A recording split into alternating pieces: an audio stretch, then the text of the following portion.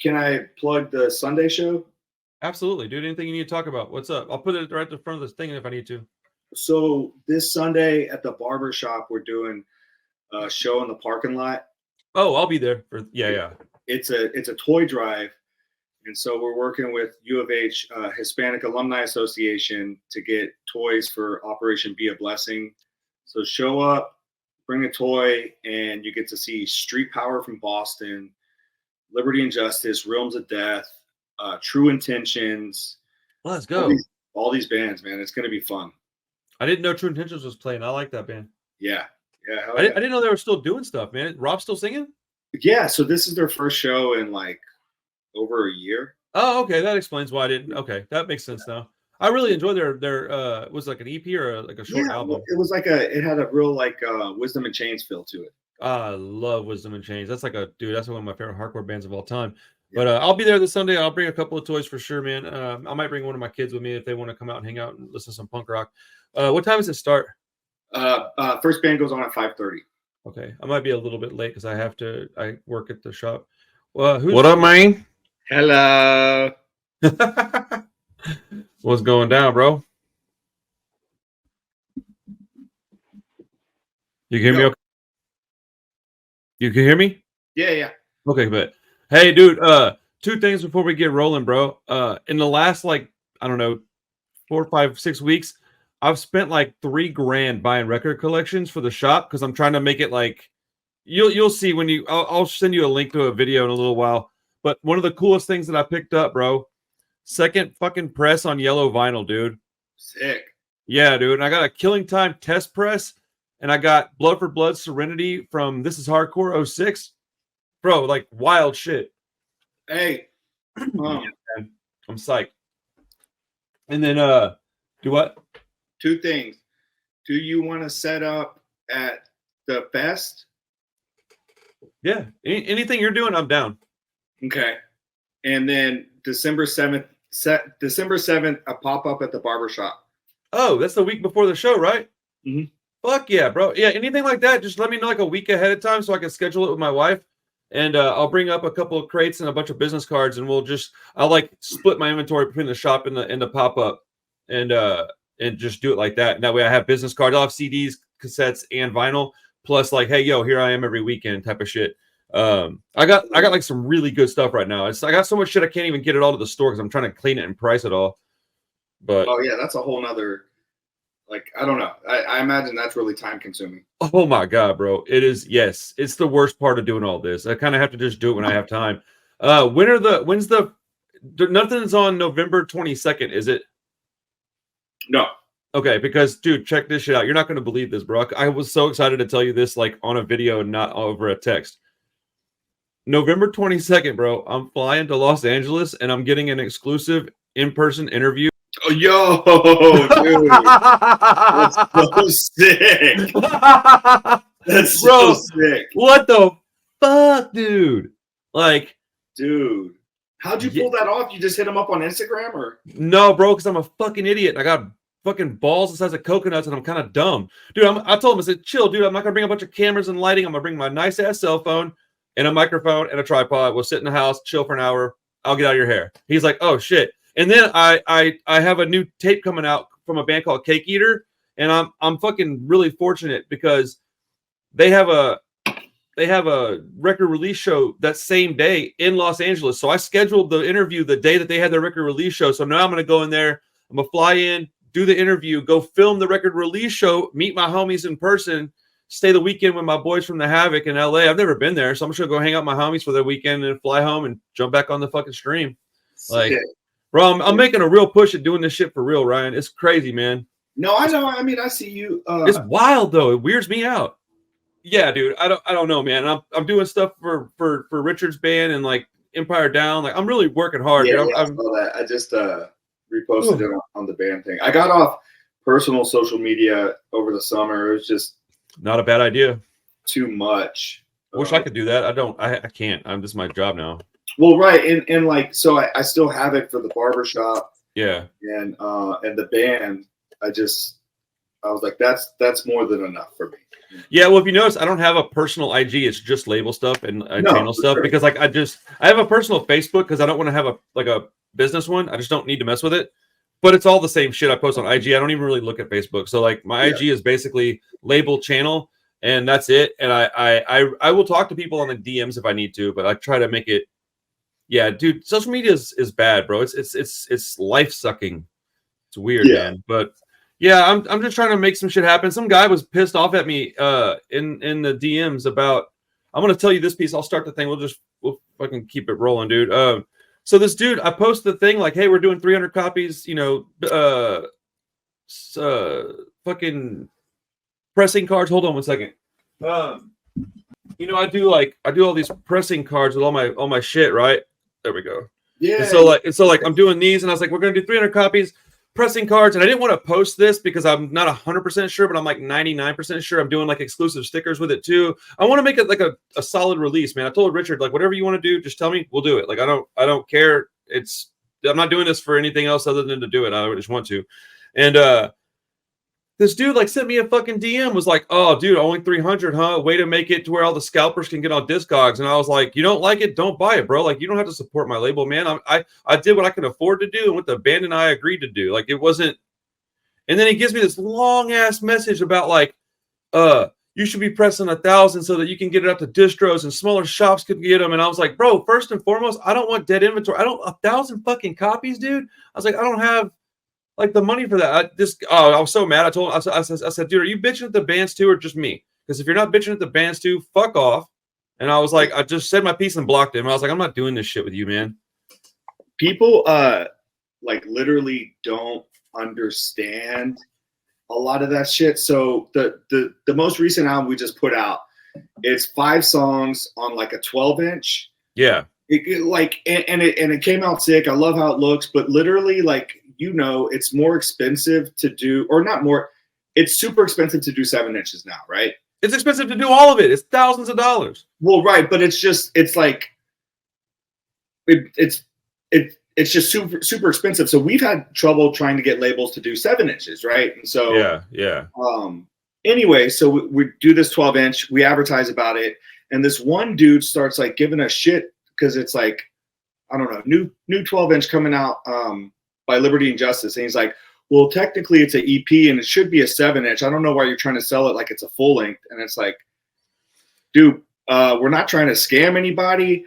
We're literally just trying to get by and put our music out. Like, no one's making money off this. What was the name of the guy? Do you remember? Was it like some dude from Colorado? Yeah. That's the same fucking guy, bro. I guarantee you it's the same guy. Oh, God, fuck that dude.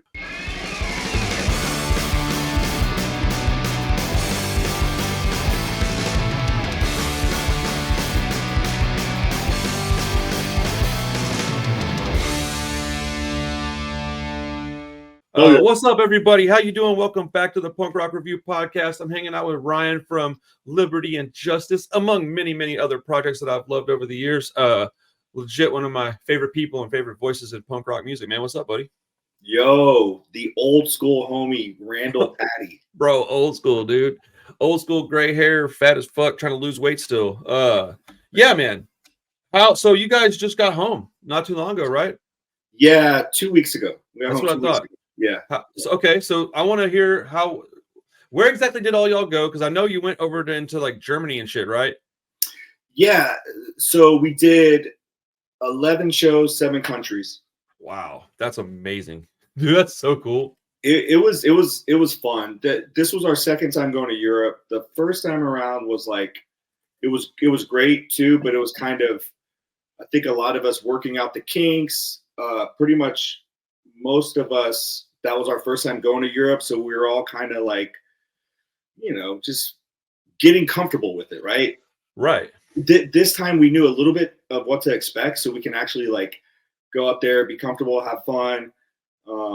It was a blast. Like it's a weird thing where like we joke that like people don't give a fuck about us in Houston, but like we do okay in Europe, you know?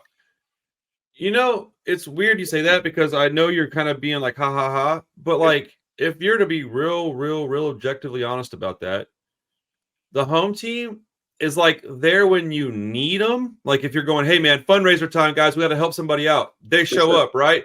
But like if you had, let's say 10 shows a year, 4 of those are going to be duds because like you're the home team and the local community will show up if it's like a bigger act is touring and you're helping that or whatever. But if it's weird because you kind of like no, you take for granted what you've got. Yeah. And over there, they don't have what we've got over here. So it's just like over here, we freak out over European stuff. So no, you're absolutely right. And and listen, I'm ride or die Houstonian, and you know, my 100%. My family's here, my brothers are here, my longtime dear friends, and so like yeah, it's a half-cocked joke, but that was kind of like our experience was like a bunch of people knew the words to our songs and they were singing along and like and yeah, to your point, like yeah, people already know us here, so it's not like oh, we don't know when Liberty and Justice is going to play again because right. Well, when I started coming back to shows again, it's because I finally got sober enough to be confident that I could go out and not be a fucking idiot. And as soon as I knew you had a new band, I think that was the first show I went to. Was you opened up for Old Firm Casuals? And secretly, yeah. I still have that little poster somewhere around here. Oh shit! Oh dude, it's actually right here. What are the odds that I had that right there? Oh yeah. But I'm redoing my office a little bit. Anyways, my wife, it's like one of her first experiences at like a smaller local show, and I'm an odd duck, bro. I get psyched for the local stuff. Like I've always been there for like every Pride Kill show I could go to. I freaked out about the Grave Hour stuff. I Am Wolf, like in 10 Crowns. I used to fucking just freak out to go to these shows because I always thought it was really cool that my friends were playing music I actually liked. Because you can have a homie that's got a band and you're like, yeah, I mean, I guess, dude, that's cool, but I don't really jive with it. Like it's just not my cup of tea. It's nothing personal. It's kind of like what you're talking about before we started recording is that you're one of those dudes that's been like a true historian, and I think it's really important for our scene to have as historians, and specifically Houston. Like, man, I'm the same way you are. Like, I want to know like the roots of Houston punk rock and skinhead stuff and Houston rap and all right. Shit. And I love to nerd out about like, bro, you remember that band Tread? I don't. Okay, so just throwing this one out, like Tread is an old school Houston skinhead band, okay? But I was kind of like doing some nerding out a couple years ago, and really, I don't want to fuck this up, but I'm like 99.9% sure they were the first black fronted American skinhead band, and it came from Houston. They were it was like mid to late 80s. Singer was Chris Kendrick. He later I know Chris. He started the Suspects later on, and yeah. Oh shit! I don't think I even knew about the Treads. That's cool. So even if they're not the first, technically, they're still like very, very, very, very early in that. That's something to be proud of, man. Like they're still OGs. It's cool, and that's Houston. It's funny because I get shit a lot. Like I just started listening to The Clash like a week ago. Like legit, I'd never liked them ever, and then but I had never heard give them enough rope. And so I was talking to somebody on a stream, and they're like, "You need to listen to this album. I think you're gonna like it." And I was like, "Bro, I just don't like The Clash, dude." And I was like, "I like their first album, okay, but I don't care. I don't got time for this." And I listened to the very first song, and I was like, "Oh fuck, dude!" I was like, "Did I just make a huge mistake for 20-something years?" Like I was like, "Oh wow." And I mean, it's whatever. But I made a whole video about it because it was so cool to like experience this stuff because I was hearing like bands that I love direct comparisons in these songs, and I was like, whoa. Oh, yeah. And so my point is that people don't understand how I never listened to like the Damned and the Clash, and I'm from Houston. I listened to Houston shit. I grew up by myself with no punk friends until I was an adult, and like I just didn't get into it. I'm sorry. I didn't know there was like credentials. Like, we're not from England, right? But we're not from the East Coast. We're not from the West Coast, right? It's so hard to get into this stuff down here. Like you have to really be lucky. And then also have like some time. Right. No, for sure. And we had to do work to find out about these other bands and other scenes and other genres, you know? Do you know who Dante Ross is? No.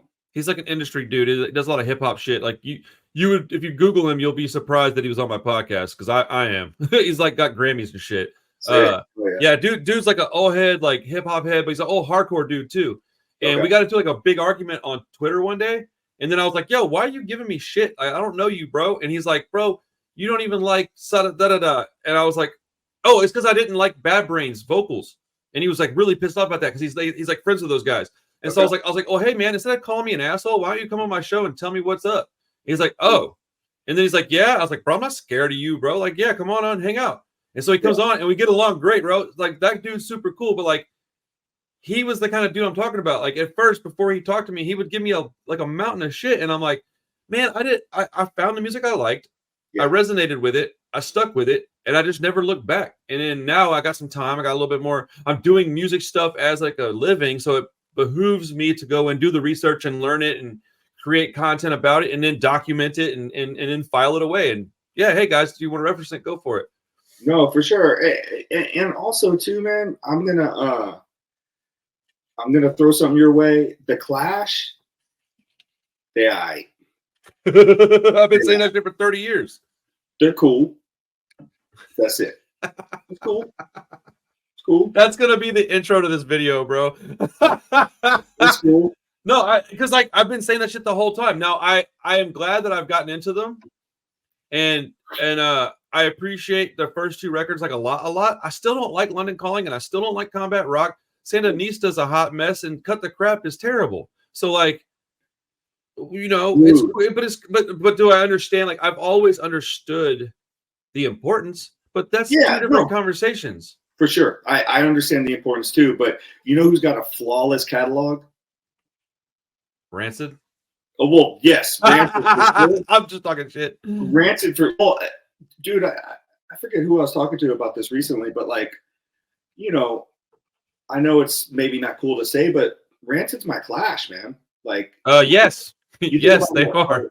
Our ages and how we grew up and everything. Like, it was Rancid, man. Yeah, but like that's what I like about going back and looking at the Clash's second record is I can hear all the stuff that I never heard. I just didn't know that they had that record. I never heard it, and so like. When I got to be a you know, grown ass man with kids and shit, I'm like, oh, I didn't know that was an album. I need to listen to that at some point. And I just never did.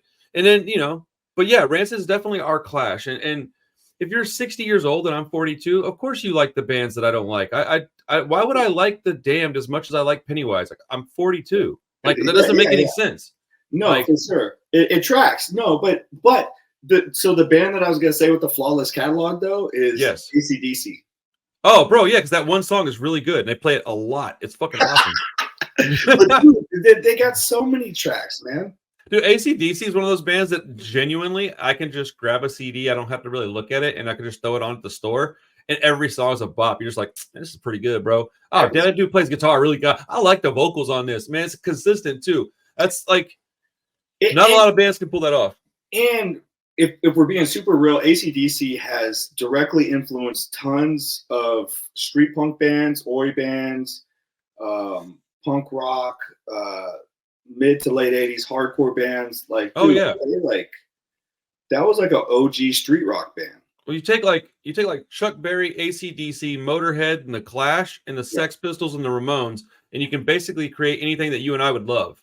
100%. Maybe like this in the specials, something a little more, you know, down tempo, slower, a little more chill. But like anything that we like is going to come from just a small little group of bands, because that's the ones that basically created all the shit that we like way back before it existed. I mean, Sabbath is there. I mean, you got bands like that, but I just don't understand why people are so snobby about music. Like, I gatekeep to a degree as a joke, kind of, and I certainly don't want people like Aaron Miklo at my shows, but like, I don't care. I don't give a shit. Like, do what you want, man. Like, I'm certainly not gonna tell somebody they have to listen to Rancid or they have to listen to the Cake Eater tape. Like, you don't want to listen to it, don't listen to it, bro. You don't like Comeback Kid, you probably won't like this. Like, it's cool. It's not a big deal. Like, I'm not tripping.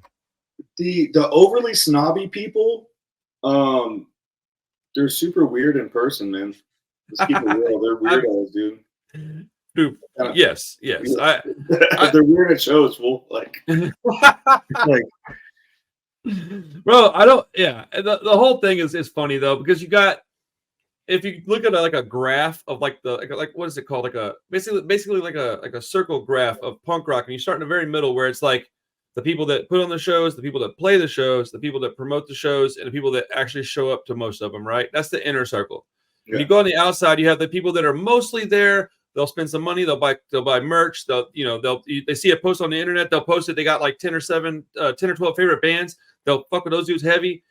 But you start getting like outer and outer. That's the ones that run their mouth too. There's not the people in the middle. It's the outside dudes. Sure. It's weird. Yeah, the outliers. 100%. Yeah. It's all right though. I don't care, man. They serve a purpose, bro. No, sure. They're funny. You know? Yeah, dude. They're bro. So what's up with y'all's new EP? It's really fucking good, man. Like every time you put something out, I'm like irritated that I was like, oh, the last thing was like their best thing. And then a new thing comes out, and I'm like, well, fuck, dude. I really like the last thing. Why you got to make it better? Like, what did I do? Well, it's an EP, and it should have been a 7-inch. I guess so, bro.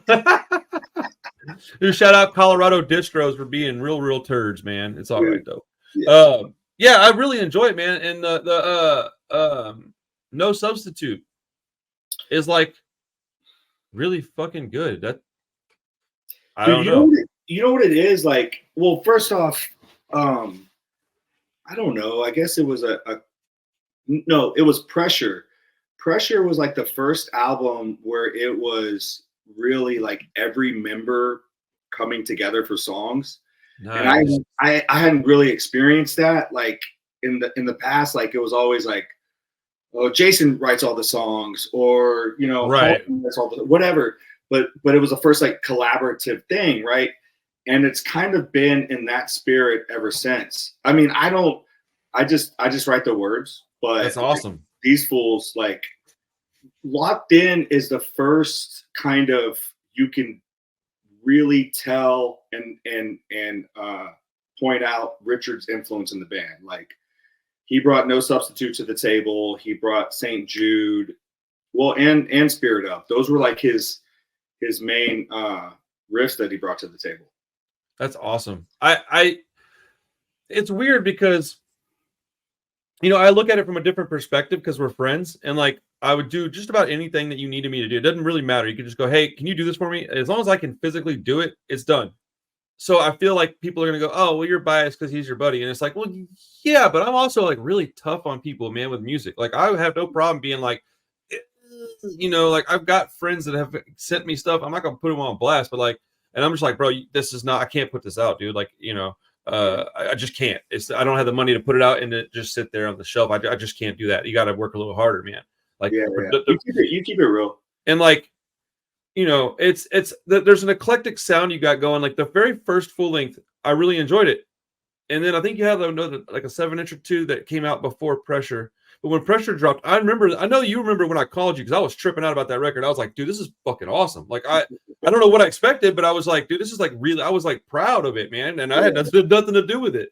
But I do appreciate the evolution of the band is my point. Like you guys continue to change your sound just enough to where you can stay inside the box of like street rock, oi, punk rock music, but you go to like different corners of the box every now and then, and maybe you'll hang out over here and do something. And then, the addition of like full-time keyboards is like probably one of the smartest things y'all did. It just makes it gives it a dimension that a lot of 3 and 4 piece bands simply don't have. And I like it. Yeah.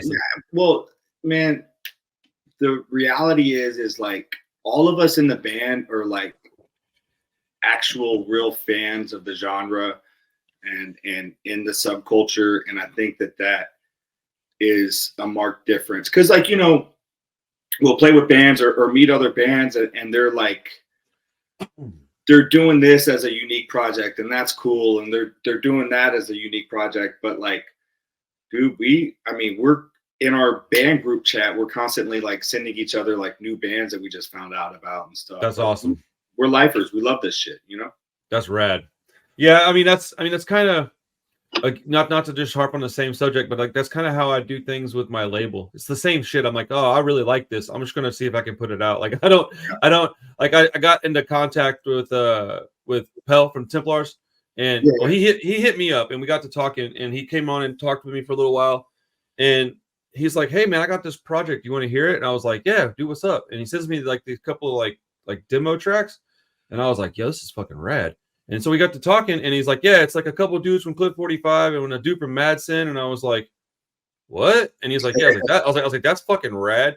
Yeah. And about 3 or 4 days later, he's like, hey man, I got an idea. You want to help us put this out? And I was like, what? I was like, yeah, what? Fucking of course I do. What's the name of that project?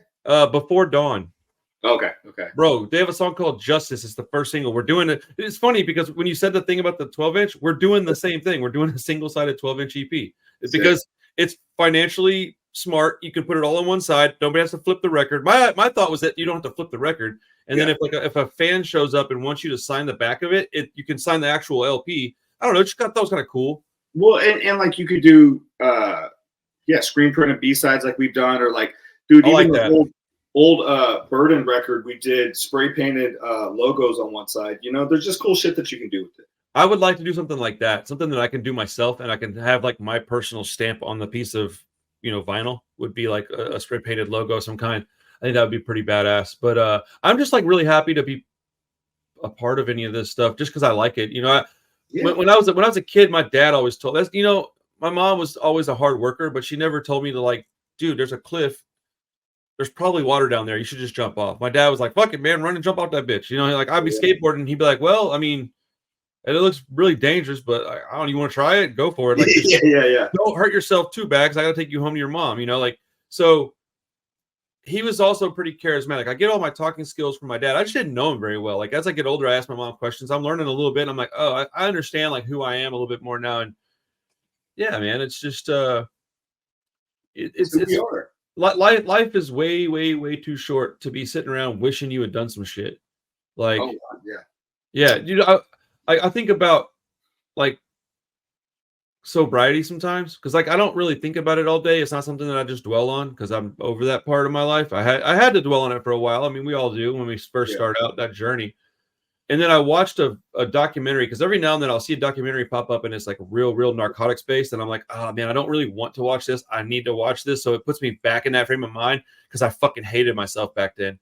And I watched this thing. I sat here and fucking cried for like an hour watching this poor woman just waste her life away. She was my exact same age within like a month or two. And I went and asked my wife, how old do you think this lady is? And she's like, I don't know. And she gave me some crazy number. And I'm like, yeah, dude, she's my age.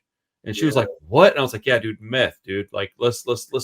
And like, I don't know what my point was. My point was just that like, life is too short, man. Like we took a long road to get where we're at. It's like, you got to soak it up and enjoy it, man. Going to Europe, like that's fucking amazing, dude. Well, I think a lot of, you brought it up because like, I think that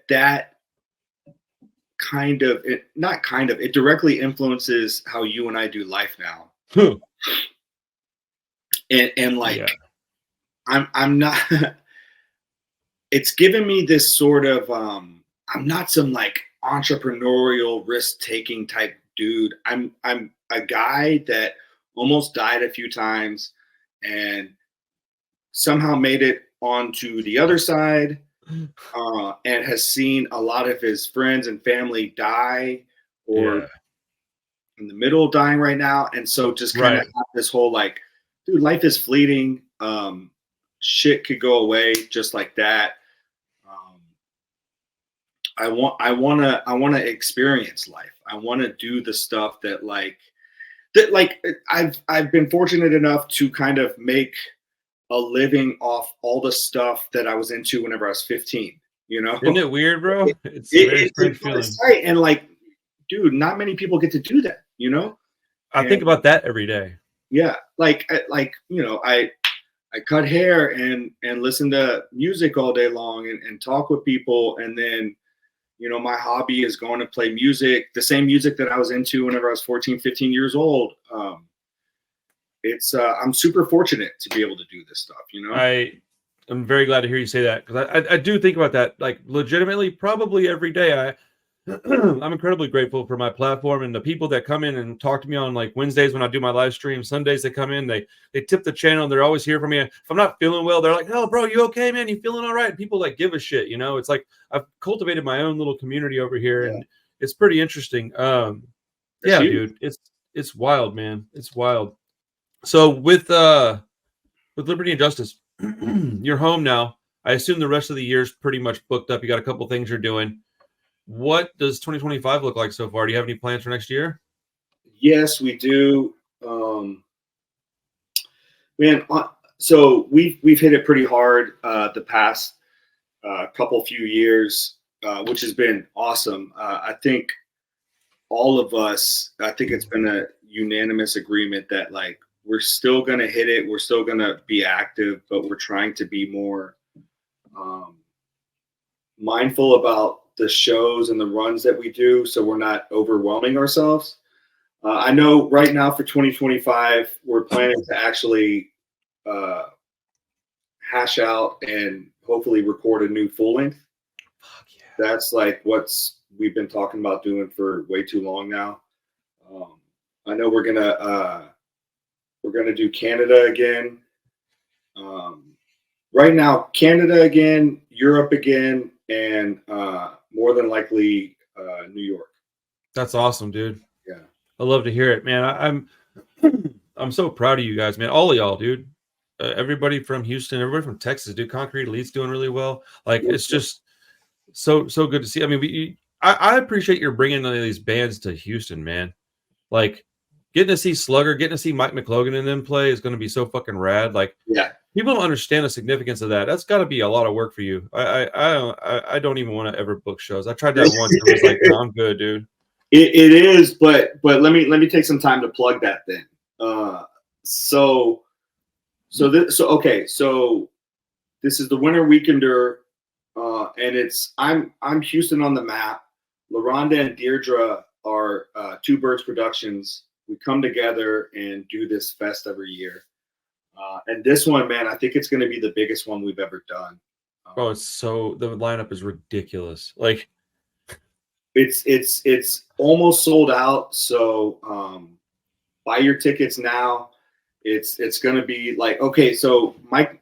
Yeah, tell them who's playing because this shit's crazy. So it's Michael McColgan and the Bomb Squad doing the Dropkick Murphys album, Do or Die, start to finish for the first time ever. Which is like, yes, they've of course played songs from that album, but this is the first time that we're talking about from the bagpipes in the beginning to what is it, Skinhead on the MBTA at the end. It's start to finish. Then we got Soft Kill. They're going to be doing Escape Forever, start to finish for the first time. Oh wow! Yep. That's Violent Ways coming back. They're playing. Fuck yeah! And then also, those fools have a side project called Big Dog. Oh, nice. And they're playing as well. Check them out if you haven't yet. I've heard the name. I don't think I've heard the music yet. Yeah, so Nick and Mason are in that band. And then their homie Graham is on vocals. Really good stuff. Nice. Sikkim from Atlanta. So good. Dude, they're so good. And also, I don't know if you and I have talked about this or if you know, but it's like members of the Heart Attacks, man. Oh, I didn't know that. Yeah, that old. I saw him play in Pittsburgh, and then Pittsburgh, and then I just don't know. I have a hard time remembering all this shit. So there's so much stuff out there. It's members of that band have played in the Heart Attacks and Dino's Boys, which is another. I think I did know that when I was like writing their shit out on a record at my shop. I think I wrote members of the Heart Attacks. Now that I'm thinking about it, yeah, with the bass player. That's Paul. Crazy. Then we have The Uncouth from Kansas City. We got to play with the Liberty and Justice played with them at Midwest Live and Loud, maybe 2018, 2019. Great band. It'll be their first time playing Houston. Stoked on that. That's awesome. False Front, which is like this sick, like early 80s Boston hardcore style band from the Valley. Okay. Whoa, that's crazy. Yeah, that's awesome. I'm hyped about them. Who am I missing? I mean, y'all are playing too. There's a lot of bands playing. Liberty and Justice is playing. We're gonna have one more band announcement though. Oh shit. Okay. Well, I'm gonna be in there filming all that shit. I can't help myself. And it's gonna be at Brass Brewing. Yeah, you got the Mike McClogan, the Bomb Squad, Soft Kill, Violent Way, the Prowlers. Oh, the Prowlers, man! Listen, Prowlers, OG sharp skinhead band from Canada. And Bullshit Detector, by the way. Well, so Bullshit Detector just dropped off. Ah, damn. Bjorn couldn't do it, but the Prowlers, OG sharp skinhead band from Canada. It's their first time in Texas. Yeah, it's gonna be sick, man. That's gonna be a really, really ridiculous show. I'm excited to go film that one, and I got some new editing stuff that I'm working on, and it's gonna look legit, bro. I got some new tools that I'm working with, man. I've leveled up a little bit, and I'm trying to get to where I can be like really doing some editing and some like production stuff, and start shooting videos for people. I did one video, and it was all done on like a phone too. So like the fact that it came out as good as it did was like, I was like, all right, if I can do this on a phone, I can do a lot more shit with my computer. So, dude, your videos look great, man. I appreciate that, man. I'm working hard on them. Dude, I got home from work the other day, and there was a package on my desk, on my counter, and it said Chris Klink, and it was like my address, and I was like, "What does fool send me?" And I opened it up, and he sent me I guess he was like laughing at me for like just getting into the Clash, and that fool sent me the Give Him Enough Rope LP. I was like, "Let's go!"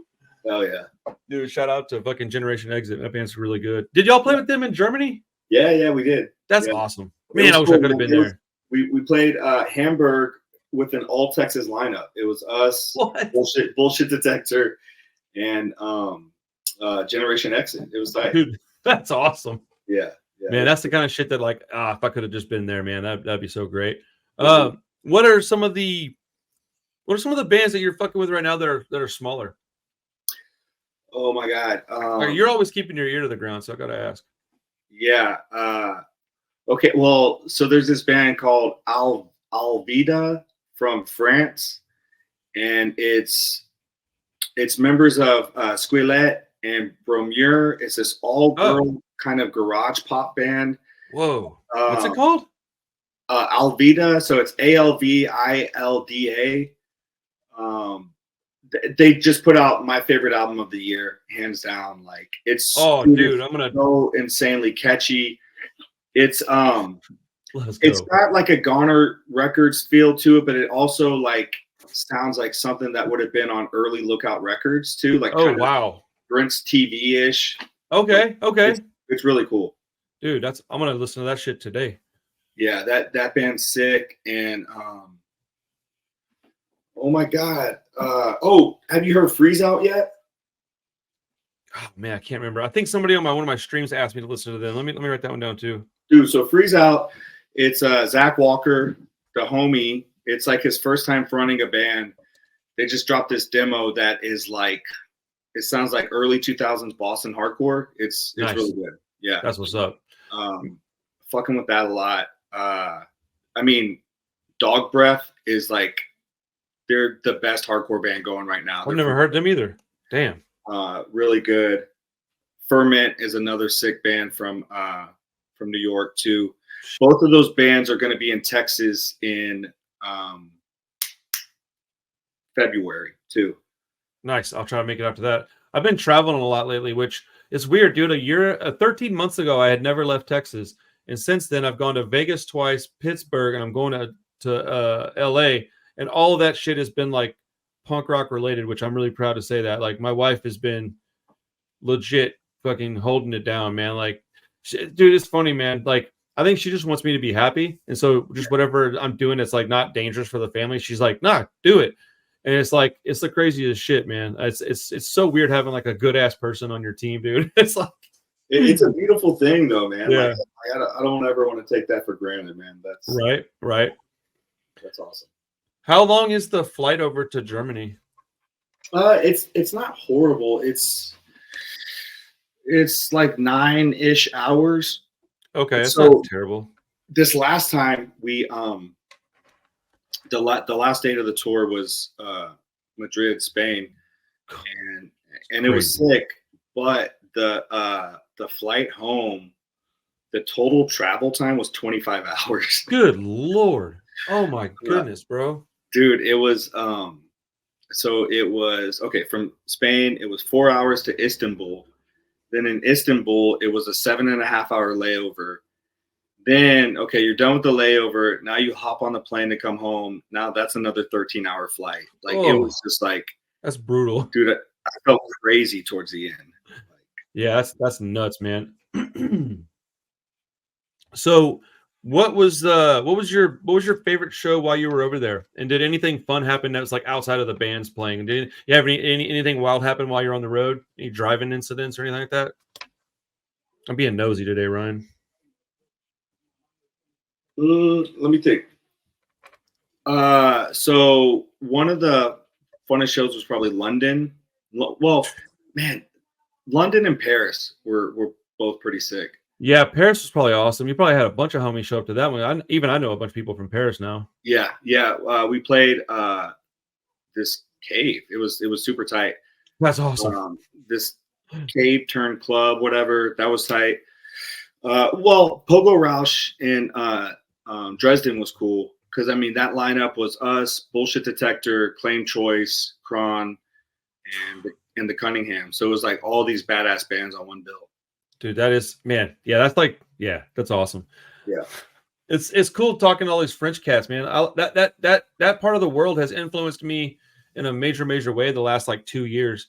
I was listening to that stuff. I had no idea anybody else even liked it. It was so weird how it just kind of like, I think Richard and I were talking one day. I was like, hey, you ever heard this band? He's like, oh yeah, they sound kind of like this band. And I was like, oh, I like them too. And then it was like we had like 15 bands in common that we both liked, and I don't think either of us had any idea that the other knew those bands. And then I realized, oh, that answers a lot of my questions about like stuff that my friends play. And then it also, yeah, it's just interesting, man. Like their French oi music right now is fucking killer, dude. It's killer, and man, if you really look at it, like the bands from really the French-speaking countries, like so the bands from France and a lot of the bands from Canada and Montreal and stuff have influenced like a lot of modern oi, really. Yes. Oh, dude, wait till you hear that band Before Dawn that I'm working with, man. You're gonna dig their new single. It's really good. It's like it's, I don't know how to describe it. It sounds like Lost Boys. Like that's what it sounds like to me. Very reverby, but it's not the singing is like more of a clean sing. It's the same singer from Clip 45. So dude, Clip 45 was so good. Yeah, if you like his vocals, you'll like this. And that dude's super rad too, man. Shout out to Dave, bro. He's an awesome dude. Very nice man. And I've only known him for a short while, but he's been really cool with me. But yeah, dude. They had that EP on ADD Records. You remember that record label? Hold on. I remember the label. I'm trying to remember what the EP looked like. Hold on. And I think that label was like run by Mark Unseen or something like that. Dude, there's so many labels out there that are run by these guys. Honestly, I can't even keep up, dude. Like the fact that I'm able to sell a single record shocks me every day. Yeah, it was let's see. It was like all the spiky hair bands were on that. Yeah, dude. Yeah, well, there was Charged Records. There was Punkcore. Yeah, ADD. Punkcore is good, man. You know, it's funny. I made like a decision to not name my label anything like that, and I didn't want to have like a skull in my logo, just so the fact that I didn't have to worry about like putting something out, I could just put it out. And ultimately, my logo has really served me. Do what? Regardless of genre. Yeah, so like the logo that I created is really served me well, and it's turned out to be a very important image for me. But yeah, it was a decision I made. Like I don't want to, because I had a couple different names. You remember I used to have Ground and Pound Records with the fucking Brass Knuckles, the GAMC. Like, dude, that was only going to be hardcore bands. I was not going to put out fucking ska on that label. Like I might have actually. I like ska, but like, hell yeah, bro, dude, fuck yeah. I think I'm gonna upload the Grave Robbers EP to the channel soon, man. I miss listening to that. It's not really available in like it's in its entirety anywhere, and it needs to be on streaming, man. Oh, dude, I need to get it on my Bandcamp. If I can ever get the money together to re-release it on vinyl, I'm gonna do that, and then it'll get on Bandcamp at least. And if I can, I don't know how to get stuff on Spotify. I have no idea, and I don't want to get any money from it, so I don't really know what to do other than learn how to do it and then tell somebody else to do it. So, like, not that there's a lot of money to be made on Spotify, obviously, but I don't want to take any of it. So, so this is definitely not a paid ad because we've for sure had our own problems with it, but we use TuneCore to upload all of our stuff digitally, and so they have a little wallet where, you know, it's not much, but over time, like you'll get some money from Sure. Spotify and stuff. And in the past, it's helped us pay for plane tickets and shit. So Oh, that's cool. That's badass. Hey, yeah. super random question. I know you got to get out of here in a second. Do you remember Redmond's old band, Mama Tried? Yeah. Bro, Yeah. I just put all that shit on the channel, dude. Like, he sent me a CD. He was like, he hit me up and was like, "Hey, man, you mind helping me with something?" And I was like, "Bro, whatever, man. I haven't talked to that dude forever." And I was like, "Yeah, bro, what's up?" And I was like, "As long as it's not sketchy, I don't care." Yeah. Like, I didn't say that, but I was thinking like, I don't know what you're talking about, but as long as it's on, above board, I'm good. Yeah. And he's like, I got these albums that just never got anywhere, but I really like them, and I worked hard on them. He's like, I played drums. He's like, you want to put them on your channel? I was like, fuck yeah, what is it? And then he sent me like a little link to listen to part of it. I was like, fuck yeah, dude. It's like outlaw country mixed with folk punk. It's weird. I like it a lot. Yeah, Mama Tried was sick. Dude, they were real good, man. Like, all the OG stuff. I still have those I Am Wolf CDs, man. I got that up on there finally. I love that stuff. I listen to it all the time. Yeah, Houston's been a great place to like cultivate a sound and a style. Dude, absolutely. I mean, we're a huge city, and I think because we didn't have that accessibility to like a New York or California, we have a little bit more humility with our music, you know, like we don't expect much, but we have the work ethic, you know? Right. Yeah. We're definitely a blue collar city. That's for sure. Yeah. Like you even like, do you ever listen to that band Poppers by any chance? Yeah. You turned me on to them. Yeah. They have some new stuff. And it's like, I'm really proud of all this stuff coming out of my city, bro. Like, we had bands like My Luck, we had Phantom Pains. That's another band I need to try to find out how to get them on my channel, like just the music, so people can hear it. I fucking love Phantom Pains. Dude, Will to Live, Pride Kills, 10 Crowns, Grave Robbers, Your Mistake for a while. There was just Die Young. There was so many LMF, for those, dude. Remember LMF, bro? Yeah, dude. Everybody Freeze, Crow's Feet. Fuck yeah, dude. Let's go, bro. Yeah. Oh man, that shit was great. It was fun. But like, just so many fun bands that came out of Texas. That's just Houston, bro. No, Iron Age. We got fucking Power Trip, Bitter End. I got some Bitter End vinyl in that collection I bought. Oh, yeah. Dude, Texas is a great place, man. It's a great place. So, what's up? Well, no, I was just gonna say I got to bounce in a little. For sure. Can I plug the Sunday show?